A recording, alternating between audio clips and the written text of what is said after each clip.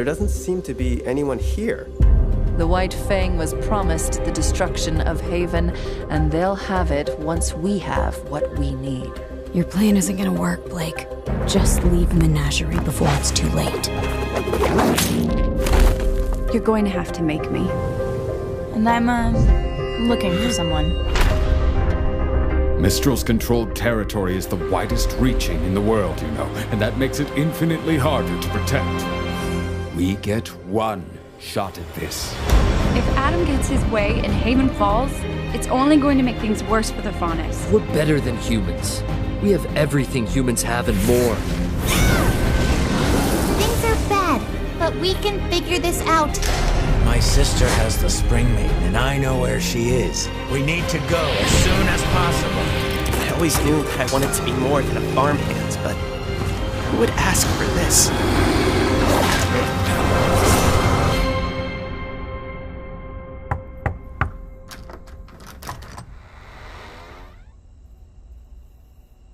Can I help you? So I guess RWBY Volume 5 is out, and I was able to catch up from 1 to 3 episodes. I mean, they're free on Rooster Teeth on the YouTube channel. So go check it out if you haven't seen the episodes. I haven't even seen the trailer, but I was able to catch up. And I'll tell you right now, I wasn't a big fan of last season, and coming into this season and the 3 episodes we got, it's going along. We're going to probably see a lot of, we see Yang doing her thing, trying to find her mom. You see Ruby with Jean and his crew at pretty much, what was it? Not Salem, Haven.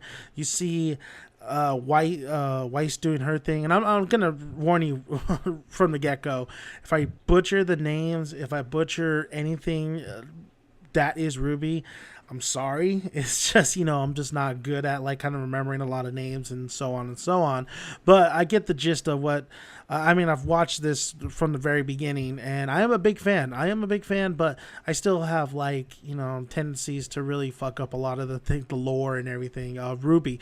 But by all means, I really love what this show has created, what these characters are. And I will say though, sometimes these characters look the same, like Blake's dad and the guy who's part of Salem's crew who visits Sienna. I'm just saying, sometimes they look the same. But I will say it's been getting good, but the separation of the RWBY characters and not being a team, of course, it hurts me. It hurts me that they're all separated, but they're all doing they're doing thing. But some, Ruby's mission is more interesting, and Yang's mission is more interesting because of her relationship, to her mom. And then when it comes to Weiss, and when it comes to Blake, Blake's situation is interesting because her people are pretty much starting a revolution, pretty much trying to overthrow, trying to rule humanity, while Weiss is trying to get back to her, kind of like her friends, try to go see her sister. And that storyline is pretty boring, honestly. That storyline is pretty boring. We did see her kick ass in the last couple episodes. We see her being taken hostage, while we see Blake kind of battling the whole her people to, the one guy with the mask. I can't remember his name. Him killing Sienna, the leader of I believe the Furnace, and taking over and making her just a marauder, mortar or whatever you call it. Saying that the humans killed her, not him. So it's just a coup d'etat, so to speak. Like I said, I butcher everything, but that is getting interesting. But I think the more interesting is, of course, Oscar and Ozpin, RWBY's whole situation, with Crow, and also Crow being involved in there as well. Then the betrayal, and then Salem, and then Cinder wanting revenge. I think that's all more interesting than a lot of things that are going on. Of course, you have Yang doing her thing, but she's still it's still kind of like somewhat of a boring kind of storyline. I think what hurts this series is, of course, the dialogue. I think the dialogue could be just touched up so much better, and especially sometimes the voice acting. Now I can't remember his name. I don't know why I don't remember his name, but the guy with the mask who's been taking over, who has the red hair. God damn, I can't remember his name. Rose or something like that. His voice acting is terrible. It's so bad. Like, I really just can't stand that guy's voice. Sometimes even the dialogue when it came to Yang in the bar and stuff, it was a little bit. Some of the humor has lost its flair, lost its touch a little bit, but there's still humorous moments. But I just really feel like it kind of dropped the ball in the humor in these last 3 episodes, especially the comical take, like cartoonish kind of take it takes. But it doesn't hit. It's not timed well when it comes to the humor. But the action is still great. I think the animation really reminds me of a Studio Ghibli kind of film. It does. It reminds me if they got a hold of, CGI and they made this kind of world. That's what it really reminds me of. The color palette, the cinematography. But I really do enjoy a lot of the characters, of course, still. I really miss Piera, if that's how you say her name. I mean, I always butcher her name too, but she's one of my favorite characters. I really still believe she's not dead. She's going to come back somehow.